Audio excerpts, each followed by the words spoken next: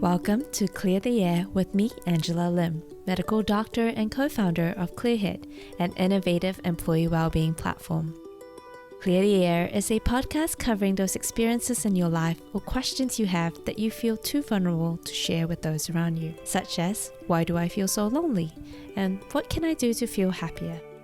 We get real and raw on these existential questions on mental health and well-being that's puzzled humans for millennia, sharing the science behind what you're experiencing and the answers behind those questions.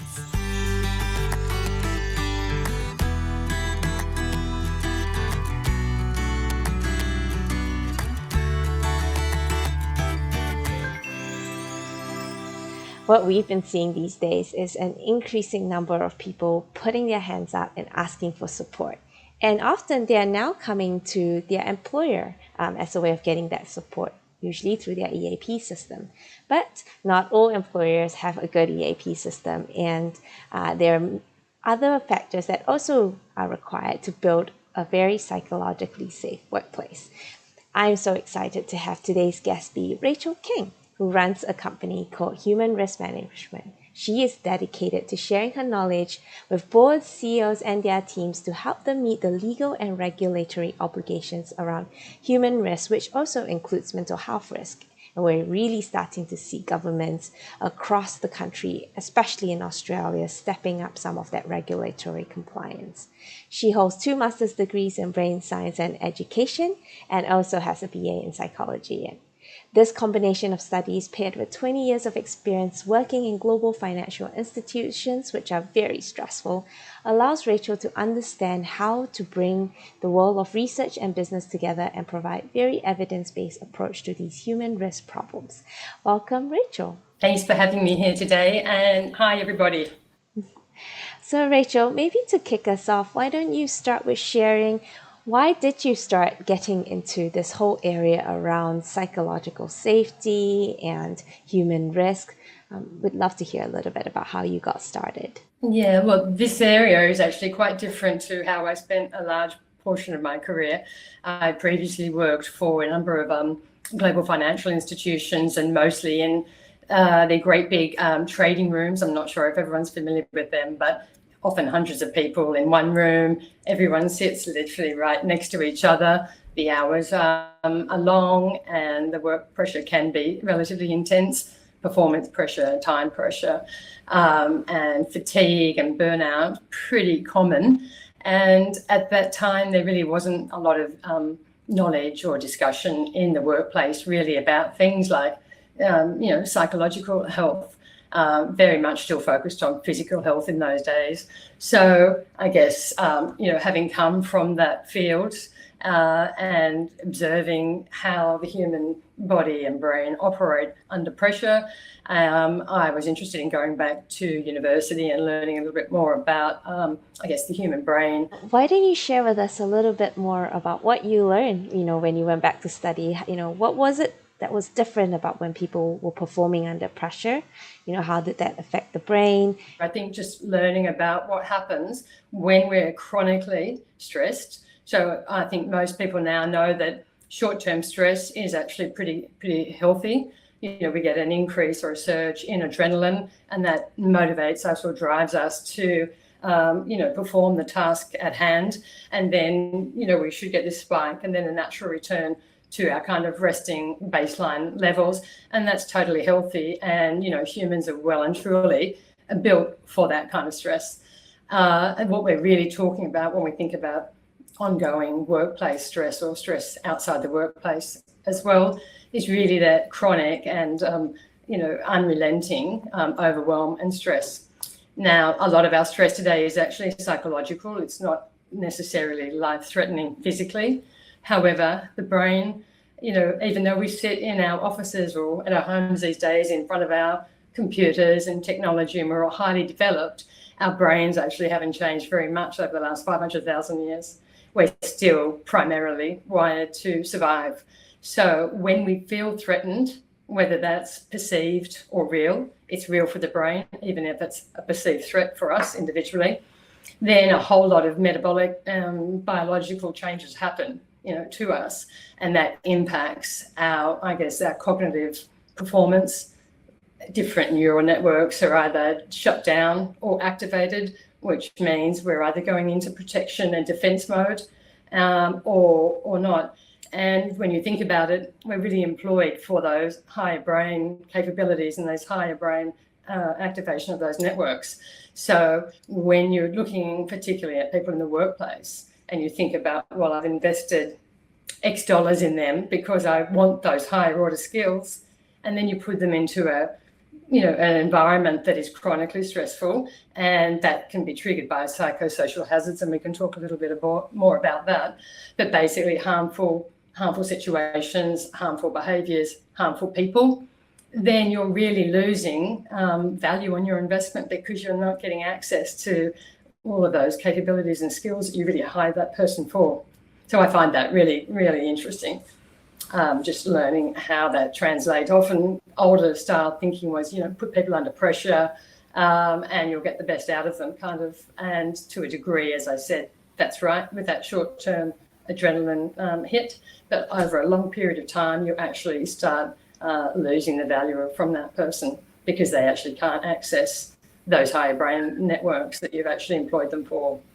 That's right. We really sort of reduce ourselves to, if you think about the brain, we evolved our cortical structures one layer on top of the other layer. And when we are chronically stressed and constantly anxious, we really revert back to what they call the fight or flight part of the brain, which is the amygdala, which is right in the closest part to that reptilian brain. And so we're not really tapping into, as you said, the higher cognitive functions that we require in today's complex society. And so talk us through, most employers would like to think that they hire good people, we set them up for success. Not many employers will say, I'm hiring this person and setting them up to fail by, putting them in environments where there are harmful people and harmful processes. So maybe you can talk about what you've seen working through all the different businesses, including your time working within these businesses, around the psychosocial risks that you have identified that are commonly manifesting in different organizations, especially the ones in these global financial institutions you've been part of. Well, I think, most organisations have, there are a number of common psychosocial hazards, psychological risk, if you like, in all organisations. And certainly resources like Safe Work Australia, they're really valuable sites for people to look at, and they will list, very clearly what are the most commonly identified psychosocial hazards. It can be, job control, it can be support, it can be poor leadership, it can be under-resourcing, and more recently with the new legislation that's come into place, things like sexual harassment and bullying have explicitly been included into the legislation as well as a psychosocial hazard. So I think there's a lot of really common ones across industry, and then obviously every organisation has its own set of unique circumstances. So the trick is really for people to know what their psychosocial hazards are. And there is a lot of information coming out. As you'll probably know, there's been changes, certainly here in Australia, to the legislation, making more and more obligations for employers to proactively actually carry out their duty to make sure that they are identifying and controlling and hopefully eliminating where possible psychosocial hazards. So there's a lot of talk in the marketplace or in the workplace about that at the moment. Some people are overwhelmed with the amount of new legislation and the guidelines and what that means. And that's really understandable because they don't want to not be compliant. However, this is even though it's been in the legislation since 2011 here in Australia, they're really only enforcing it now and bringing in enforceable regulations more recently. So that has caused a little bit of just concern for people to make sure that they are actually compliant. So I think it's really important that people say this is positive, this is evolution, this is growth, this is change. It means a happier, healthier workplace, a more productive workplace for everybody. So, I think it's really important just to keep that hat on as well when people are dealing with this area at the moment, particularly around the new legislation and regulations. That's fair. And I think, what you really mentioned here is, you can't solve a problem if you don't even know what the problem is. And most people haven't taken the steps to identify what are the key psychosocial risks that exist in their specific organization. Because often some of these things that you've talked about around being supported, having good leadership, having people be able to speak up, having agency around their work, this exists in all organizations. The question that most organizations don't understand is the degree in which it exists in their organization when prioritizing which risk to basically manage. And we talked a little bit about how for most companies, the way in which they are relying on their EAP provider as a way of saying that they are managing their mental health and psychosocial risk is not quite satisfactory. Maybe share with us a little bit about how you've seen EAP providers in the different organizations you've worked with, and whether they can actually meet some of the criteria that you've discussed around helping organizations have the skill sets and the tools in which to manage that risk. Yeah, I think it's the EAPs obviously plays an important role within the organisations for allowing people to get support when they feel like they are under pressure. And I think many of them, are good. And obviously, pretty much every company, certainly the large companies, have an EAP provider now, which is really great. But I do think there are a couple of things that could be done better, and that, and this is feedback from clients as well as my observations as well. I think often using information from EAP data or stats is really valuable to help a company inform them of what's missing, what's lacking, where the pressures are within the organisation. And obviously there's that fine line between, confidentiality and using the stats. But I'm not talking about using somebody's individual information. It can just be the numbers, how many people this month, what type of concerns are they? Are they family? Are they work? Are they stress? Are they managers?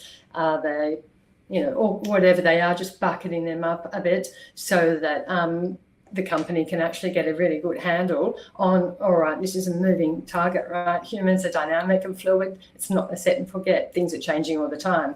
For example, at the moment, we have interest rates increasing, a lot of mortgage pressure on people. So financial stress is something that, more people are concerned about. So I would expect that the EAP data is reflecting that as well, which then can be fed to the organisation to perhaps, run some sessions on managing that, or talking to their manager about, how they might balance, being behind on mortgage payments at the moment, and what can the company perhaps do to help them, all of those kinds of things. So nothing confidential to be shared, but the types of issues are really important, I think. So I think that could be done better.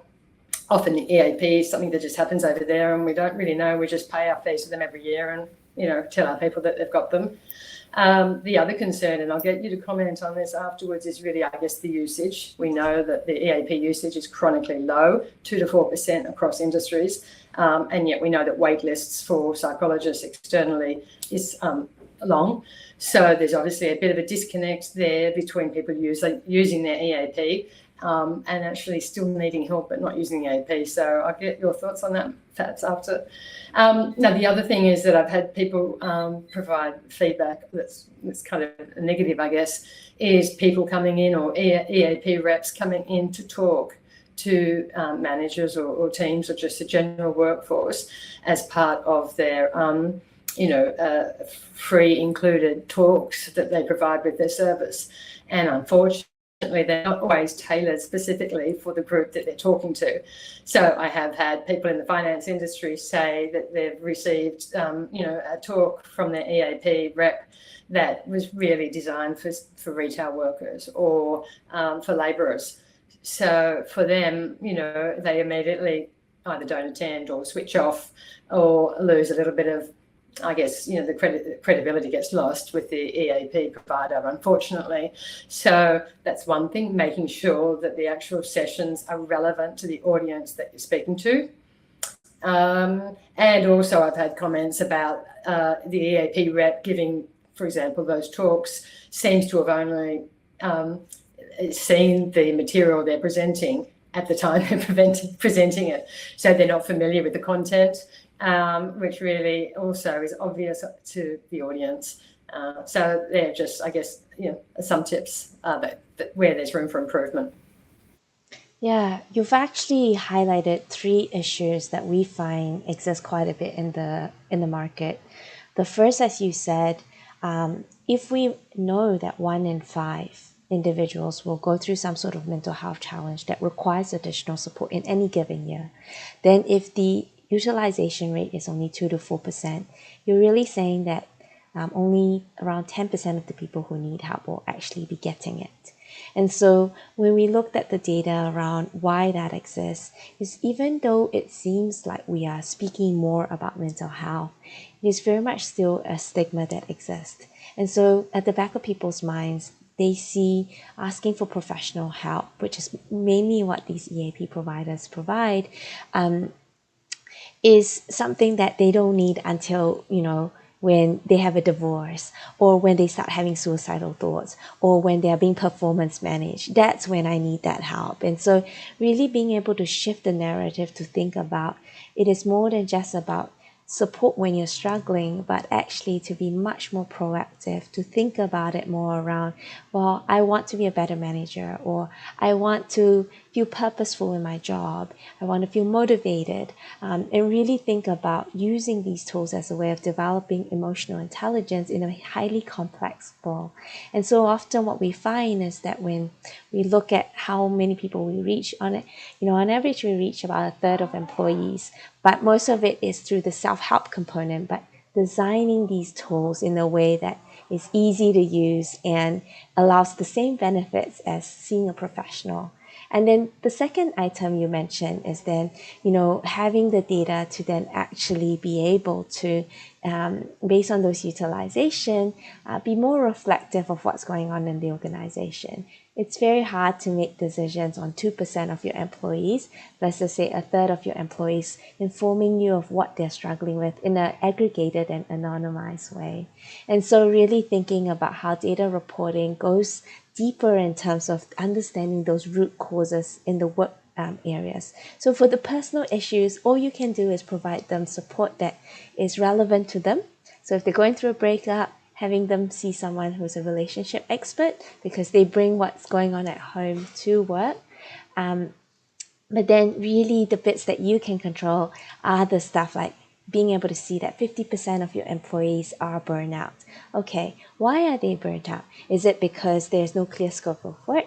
Is it because they are under-resourced? Really understanding, and a lot of the data that we provide can help inform, drive those decisions as well. And then finally, I think what you're talking about is quality.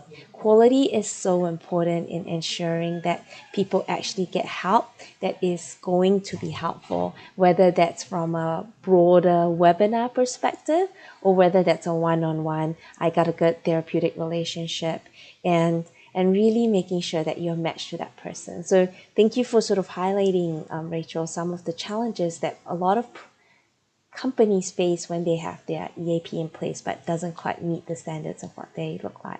So Rachel, have you worked with organizations that have started to really identify these risks well, manage them well, and maybe you could share with us what success looks like? So, I think some of our audience will be able to say, okay, yeah, I know my organization is not doing things well, but I don't actually know what success looks like. So can you share something along that lines? Well, I think success looks and feels importantly like, this topic of mental health, mental wellbeing just becomes a normal part of, conversations between teams and between managers, between, everybody. And certainly I've seen people who I've been working with for 5 or 6 years now. So, really before the legislation became what it is today. And just seeing them really move up the curve over that time is really rewarding. And as I said, it's, it could be the CFO of a large organisation that has, become far more educated on the topic of mental health and wellbeing. And therefore, when they're noticing something in one of their team members, in the past, at their own admittance, they probably would have gone straight to some kind of performance management discussion. Now they'll actually go, okay, that's number 2. Number 1 is, look, I've noticed there's some changes going on. I've got, I'm concerned about you. Do you want to go? Should we have a chat?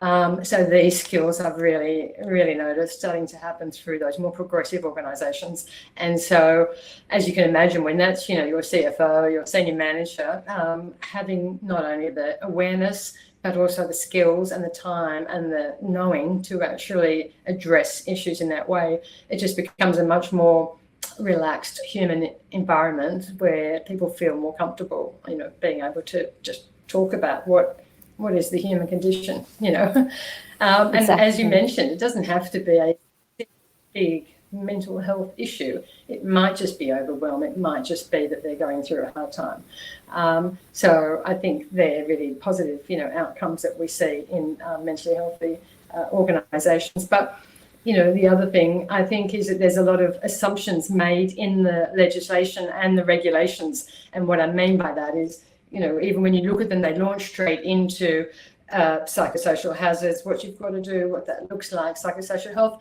And I think it's really important that we recognise as a society that if you have a look on the flip side at for example, statistics around family violence, child domestic violence, sexual abuse, I just think we need to really make sure we're not putting the cart before the horse and make sure, do those people even know what it feels like to feel psychologically safe themselves? Do they have those skills already? And I think that's just one little, actually quite a big assumption that may be lost. So I really like to work at that preliminary stage and say, well, before we even get to this other stuff, let's just make sure that we all understand what psychological safety means. What does it feel like? What does it look like? Because a lot of people may not have grown up in an environment where they've witnessed it, and yet they come to work and now they're under legal obligation to make sure they're treating their team like that, but they've never experienced it themselves. So I think, the education piece is really important as well. EAP piece, education, all of it has to work together. Well, let's go there, Rachel. What does psychological safety means, and also how do people train themselves to understand this knowledge and apply the skills, the time that you've described? As you said, people have evolved from moving away from a disciplinary action first to, let me try and understand what's going on in this person, hopefully taking a very empathetic approach, putting the right support in place to help the person navigate through whatever life issues that they have landed on their plate. So yeah, share with us, what is psychological safety? And, does that mean that all these managers need to go to mental health training? If so, what is this training? So yeah, if you could share that with us, that'd be great. Well, I guess we'll start with psychosocial safety. I actually had a meeting with head of HR and head of learning and training at one of the big international French banks recently. And to be honest, we just had a very honest discussion, and they don't really know what psychosocial even means. And that's fair enough. These people are working in a business world predominantly, and they've got 1,000 other risks that they're meant to managing. And for them, unless someone's actually explained it, or unless they've had the time to go and research it out of their own interest, they actually don't know what that means. So even just educating them that it's the interplay between social environment and then individual's own, I guess, mental state and well-being, their beliefs and their mind, and how a social context can impact an individual and vice versa. And therefore, is my environment creating, a safe place for me, or is my environment not? Is really important for them to start thinking, all right, it's those two things together, an individual's own psychology, if you like, and then the social context that they're embedded in, because humans obviously, the human brain is a social organ. So it picks up on everything that's going on around it, and it responds depending upon what's happening around it. So I think basic concepts that really are not so basic. If you're a CFO, who you know everything about accounting and finance, it's not unusual that you might not really understand what psychosocial safety is or psychosocial hazards are. And yet you've suddenly got pretty significant obligations under the law, personally and as an officer of the company, to make sure that you're providing this environment. So education is really important, and again, I do executive training for that level, top down, to really make sure that they understand some of these fundamentals before worrying about okay, what are we doing with the legislation and how are we going to carry that out. Very important, but it doesn't make a lot of sense if they aren't really understanding what they're meant to be aiming for. And as you said, the psychological safety, what does it feel like to be psychologically safe? I mean, I run, sessions that we talk about that. Well, just everybody write down 5 things. You don't have to show anybody, but just start really thinking, what does that feel like? And then how can you help create that for your team? Are you creating that for your team? And often people go, actually, no, I'm not. I've actually been doing something, unintentionally that's probably creating a very opposite feeling. So it's about awareness. And, I'm a big believer that until people have insight, they can't make change, because it's one thing to do something because you've been told you have to, very different to actually get it and make the change because you actually understand why it's important. Yeah, absolutely. I mean, another way to think about psychological safety is, when you see something isn't going well, whether, for example, it's the workload or whether there's bullying, whether there's sexual harassment, do you feel comfortable to speak up, whether it's because it's affecting you, it's affecting your colleagues, or do you feel that if you speak up, you would be penalized in some ways, whether you're either through your colleagues, whether through your managers, whether through the career promotions you may or may not get. And so if people feel they would be rewarded for speaking up about issues that they see, not penalized, that's when you're one step closer to having a safe environment for people to feel comfortable. And when people feel comfortable enough to share the issue, the big problems, the elephant in the room, that's when they feel even more comfortable to now share their great ideas. We often forget that actually one of the biggest barriers that we see in the data is people are incredibly insecure, and they don't often feel that they are comfortable and confident to share their ideas, the problems they see. They might think that they would be laughed at. And often it is in their head. But if you create an environment where there is no such thing as a stupid question, then people will share, and then that sparks further discussion. And I think that's really all we're aiming for when we talk about highly collaborative, highly innovative organizations that stay ahead of a lot of the market disruptions that comes with a lot of the change that is coming. And so one of the questions that people do have is, there are lots of these mental health training programs that are out there. Do you feel those are therefore mandatory for managers to attend so that they can create the psychologically safe culture? Or do you think that, like you said, if they build on their own personal insights, then that's sufficient? Look, I think I'm actually a mental health first aid instructor, and I've done lots of trainings for my clients as well. And I definitely believe that they're valuable skills. And, this does not take away from EAP services. They're just part of the toolkit that an organisation has to support its people.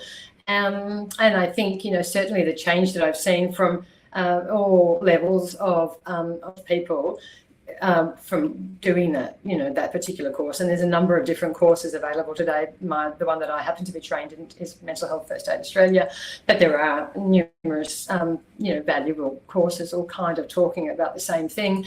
And for those of you who haven't heard about it, it's basically equating some fundamental mental health first aid skills, just like, we learn fundamental physical first aid skills as well. So that's the idea. It's not to make people psychiatrists or psychologists or, give them rights to diagnose people. It's really just to teach them some knowledge about various, mental health conditions, anxiety and depression, psychosis. We cover substance use, all of those kinds of things. It gives them a vocabulary and it teaches them what some of the signs might be.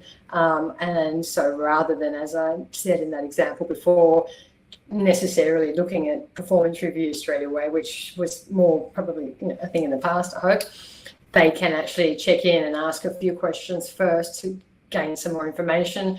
And if there is concern, try to hook that person up with professional support. EAP is always the first cab off the rank. And obviously, if people are not comfortable talking to the EAP for any reason, then, support outside of that.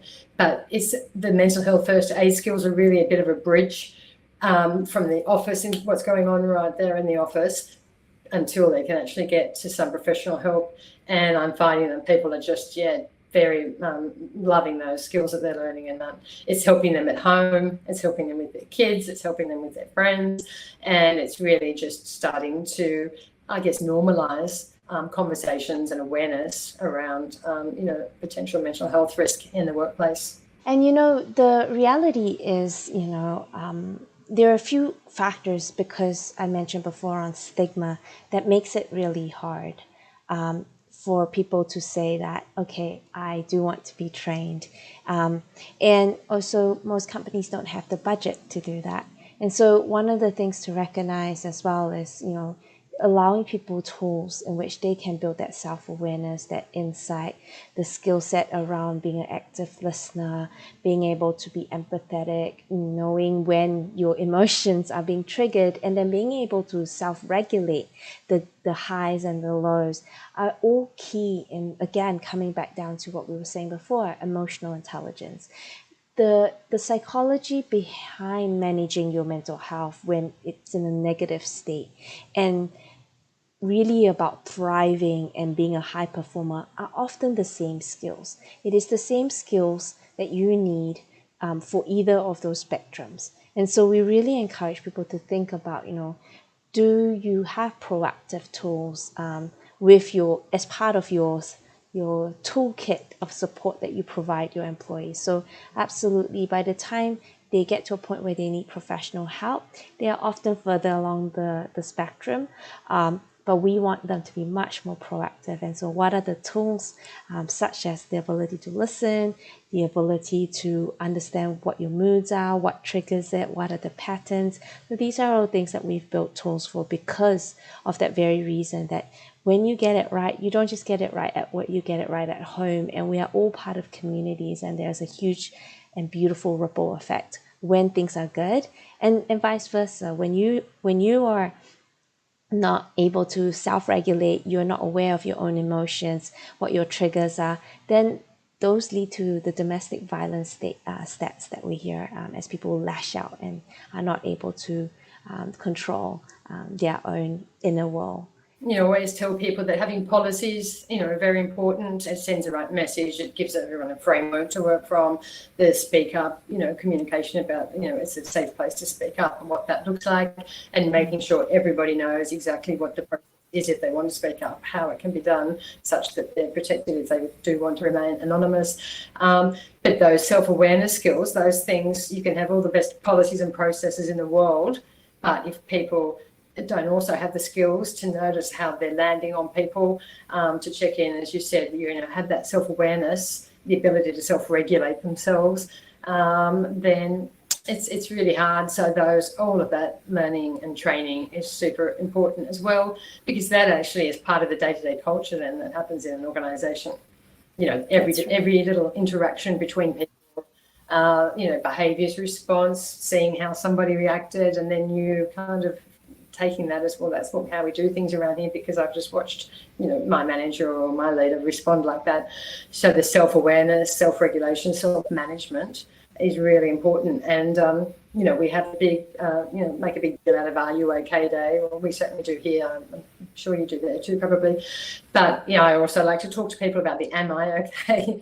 So it's not always about checking on everybody else. The first step is really being able to check in with ourselves. How am I travelling? And what does that feel like? And then if I'm not great, what do I do? So it's really twofold. Are you okay? Am I okay? And I think that message is becoming clearer as well, for people to check in with themselves too. Absolutely. It's not always about, the person is also, looking at yourself and making sure you're okay, and then looking at how you're landing on people around you as well. So, it's just really education around self-awareness and how that feels physiologically and how that looks and what the responses might be, that also give you clues as to how you're managing yourself. Leadership of self, it's all about leadership of self, really. Exactly. And I think it's recognizing that, when we talk about these suicide stats, often people will tell you they didn't see it coming, otherwise they would have done more to support this person. So in this context, then the best thing to do is, like you said, how can you regularly check in with yourself so that you're not waiting till you suddenly hit this tipping point and then it all feels very hopeless. So for example, it is hard, we live very busy lives. Things are often taking our attention. So that's why, we build a mobile app, because we want to remind people to regularly check in on themselves. There's a mood tracker on there where you kind of say, well, here's how I'm feeling. Here's why. And we kind of, use positive affirmation as a way for resetting some of the mindset if you're sort of going into a negative spiral, and helping people take that next step, understand themselves better. What are the patterns? Oh, it's because I've not been sleeping well for the last 3 days. Okay, what can I do to improve my sleep so that I'm not feeling the way that I am? And look, I think often we forget that it's these initiatives are implemented usually by HR, but HR don't often have a sort of the same seat at the table, the same budget as maybe other departments or other items. So how do you encourage or address the issue where you have a really genuinely caring HR person, but they can't get it across the line with the CFO, with the CEO, around putting good EAP in place, putting good tools in place, putting training in place? Like, how do you help these HR managers address this when leadership at the top don't buy into all of the things we've just talked about? Yeah, that's a really good a question. And again, I guess when I started really working closely with clients around 2018, this topic did really fall into HR's basket, and it was seen as, that's an HR issue. They can deal with it over there. Of course, HR is not a producer, an income producer, so they don't actually have a lot of budget to work with typically. So therein was a problem, therein lied a problem, because they didn't have budget to pay for people to come in and do talk so much, because they were not, so much a producer as opposed to other businesses that are actually, producing income. So there was a bit of an issue there. And I think the way that we've gotten around that is making it clear that actually it's a risk.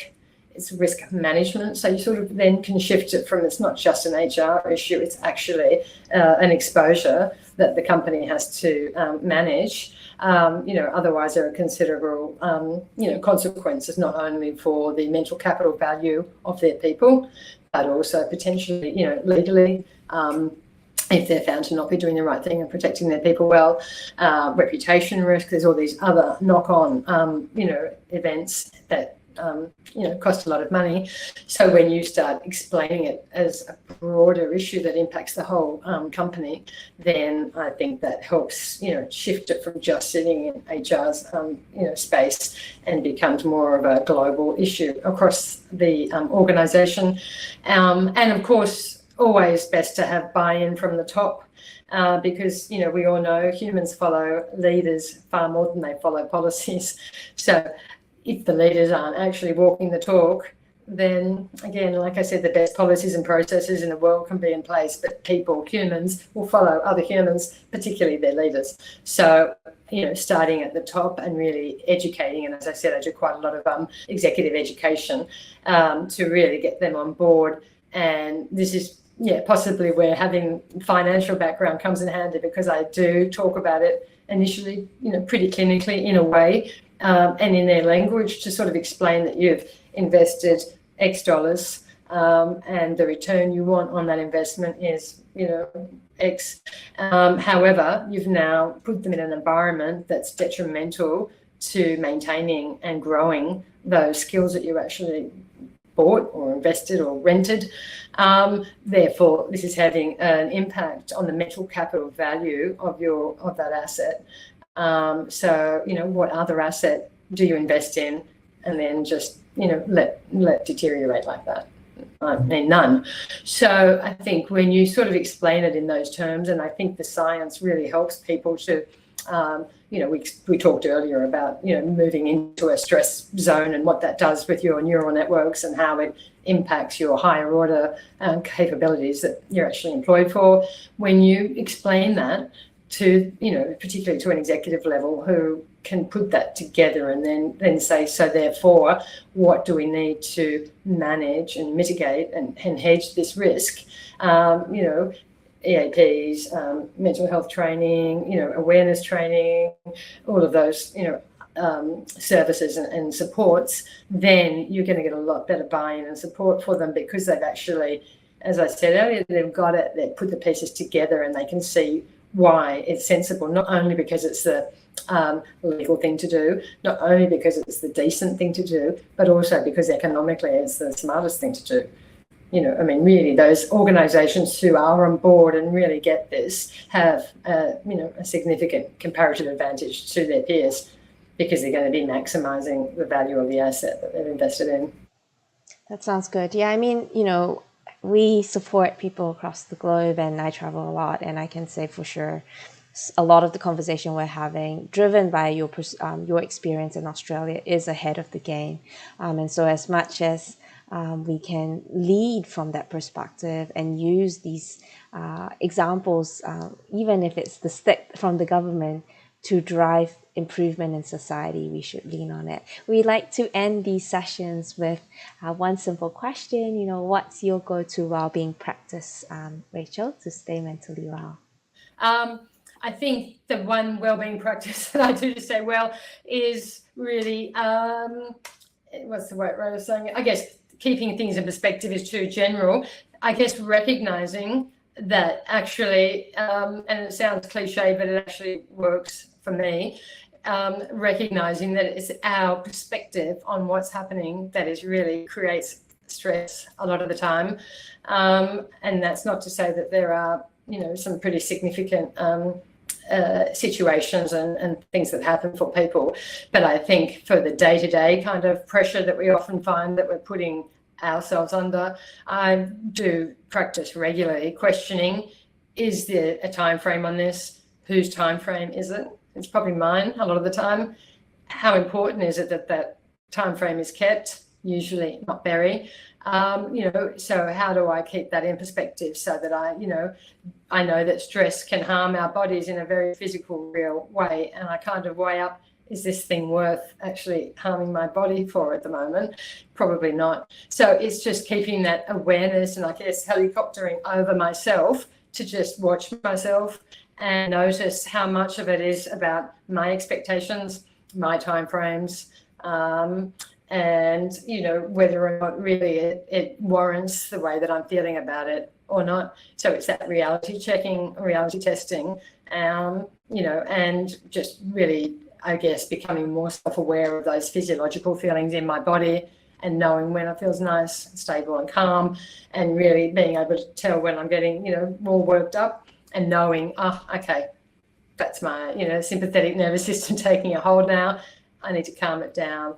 So it's really self-awareness, I guess, in those two words, is the tool that I use every day, because I can carry that with me wherever I go, whatever the situation is.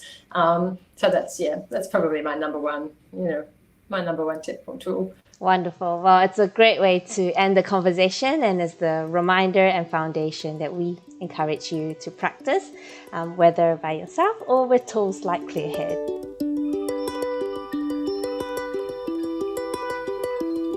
That's it for today's episode. If you want to find out more about us, visit clearhead.org.nz. Love our content? Share with a friend or leave us a comment on LinkedIn, Instagram, or Facebook. If you want to learn more about how ClearHead can support your workplace, or you have a burning mental health question that you'd like us to explore on the podcast, you can reach us at contact@clearhead.org.nz. Thank you so much again for listening, and catch you on the next one.